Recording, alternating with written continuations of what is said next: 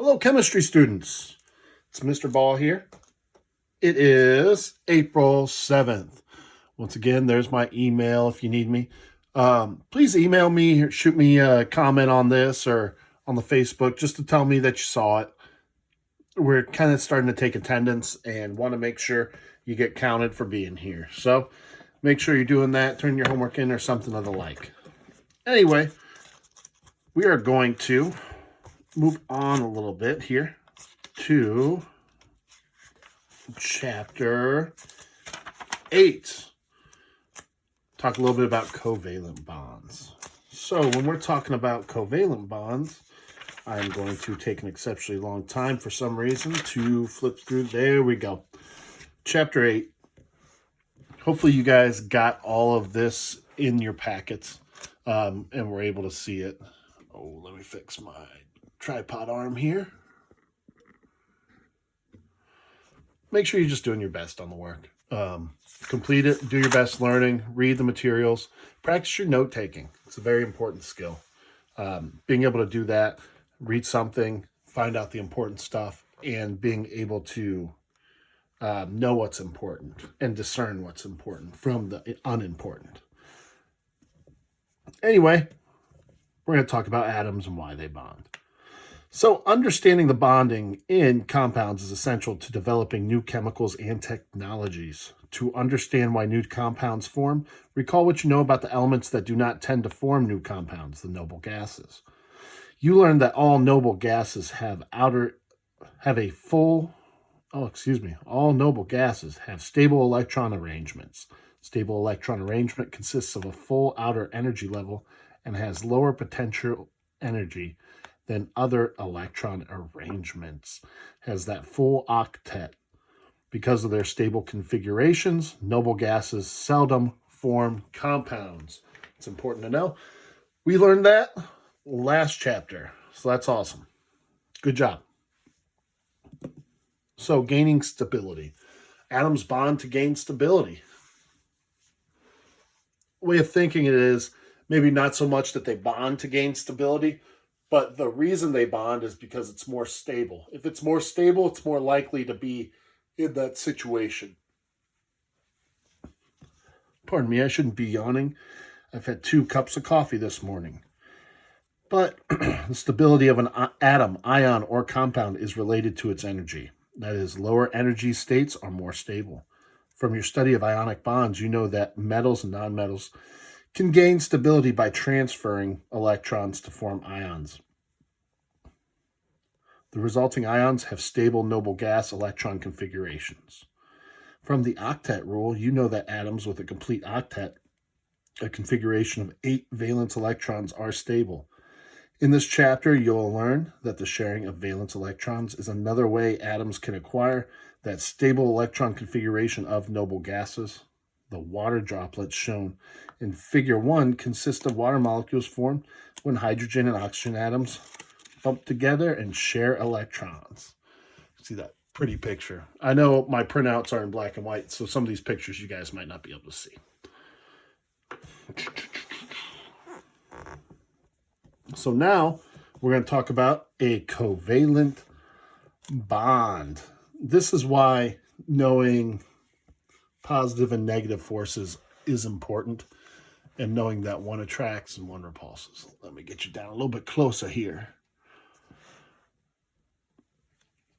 Honestly, while I'm reading this, you have the print off. I would just follow along with the print off, highlight, circle anything that's important.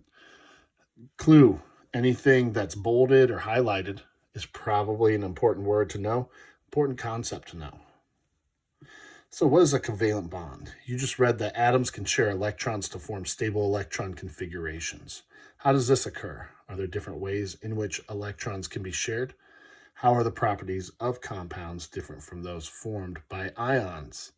We're going to read on to answer the questions.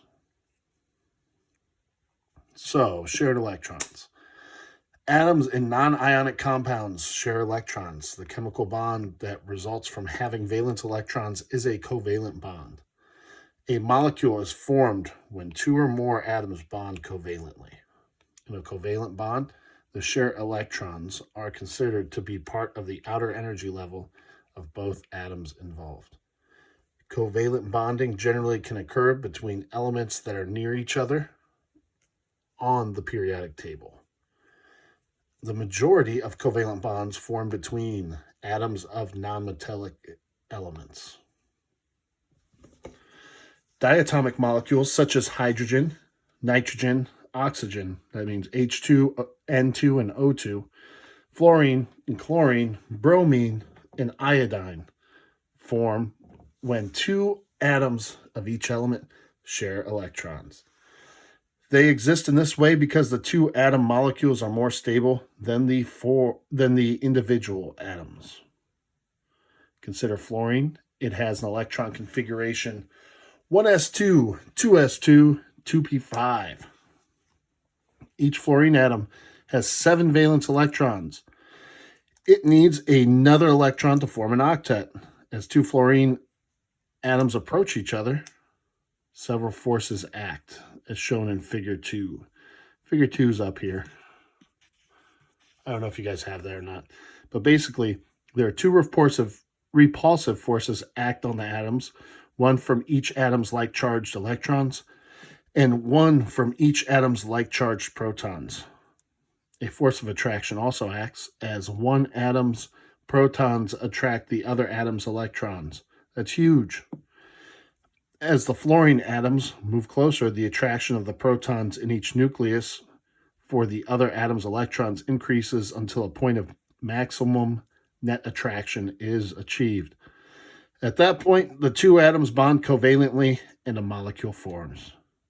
If the two nuclei move closer together, the repulsion forces increase and exceed the attractive forces. The most stable arrangement of atoms in a covalent bond exists at some optimal distance between nuclei. At this point, the net attraction is greater than the net repulsion. Fluorine exists at a diatomic molecule because of the sharing of one pair of electrons gives each fluorine atom a stable noble gas configuration. As shown in Figure 3, each fluorine atom in the fluorine molecule has one pair of electrons that are covalent bonded and 3 pairs of electrons that are unbonded or not shared. Unbonded pairs are also known as lone pairs. So you can see right here, we'll zoom in a little bit here, the dot configurations around fluorine. 2 on each spot except for the one here, 2 on each spot except for the one here. So what they do, these red ones down here in the middle of that circle, they're the covalently bonded pair of electrons. Basically, the nucleus here with the protons in it pulled that electron in, nucleus here pulled that one in. So now, instead of having one unpaired electron each, basically they share it, these two electrons, and pretend they both own them. It'd be almost like if you had two homeowners living next to each other, they like gardening, and there's a little plot of land for a garden between them. They shared that garden. So they share this little middle spot right there. All right. So moving over to the next page, talking about single covalent bonds. So electron dot diagrams can be used to show valence electrons of atoms. In a Lewis structure, they represent the arrangement of electrons in a molecules. A line or a pair of vertical dots between the symbols of elements represents a single covalent bond in a Lewis structure. So when you look at it, hydrogen molecule, it's very similar. Wow. Anyway, so you see right there, it's got the one dot. Now, in that first energy level, it only looks for 2 in the outer. So they both need one more to fulfill their full outer energy shell. Right here, you can see hydrogen, H2. It's got that sharing. So it can have 2 dots there, or it can even have just one line, as in right there. That shows that they're bonded. So does this. So they're the same thing. All right. So I do believe that's what we're going to finish with today. Thank you guys for coming in, and I hope you have a good day. Please make sure to comment, say that you're here, you saw this. All right. Thanks, guys.